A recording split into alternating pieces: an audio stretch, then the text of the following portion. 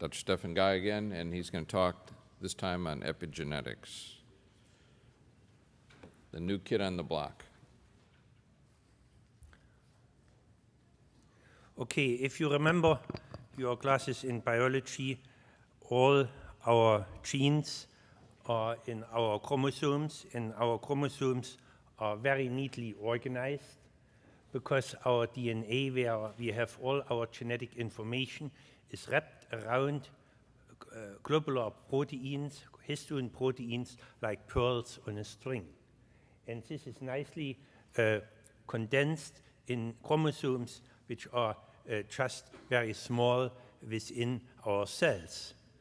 Now you can imagine this information, which makes every living organism, in the case of humans, unraveled, is 2 meters long. And only 2% of these 2 meters are used to make what you are and what I am. 98% of these other parts of this DNA are so far of unknown function. More recently, these areas have been of very much interest because these areas play a role in regulatory functions. Now, from these 2%, 97% are the same in a mouse and a rat like in us in humans. So what makes us up is only something very specific.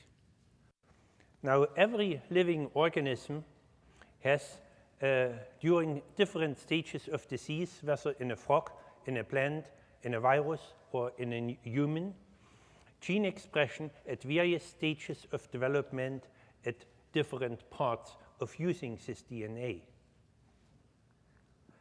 And when you have a grown-up organism and you have different cells, such as endothelial cells, T cells, or hepatocytes, or fibroblasts, you have in every cell the same genes.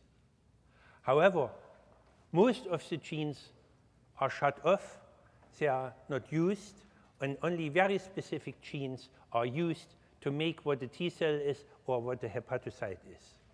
So there needs to be a tremendous regulatory process which switches on and switches off genes. And this term to recognize this was a professor of zoology during World War II, Conrad Weddington, who has termed this term epigenetics.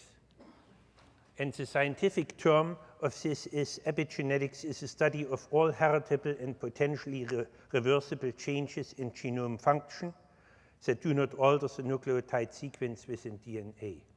Do you understand this sentence? Can you repeat it? This is probably written by a patent lawyer. Now, what simply epigenetics is the expression of genes.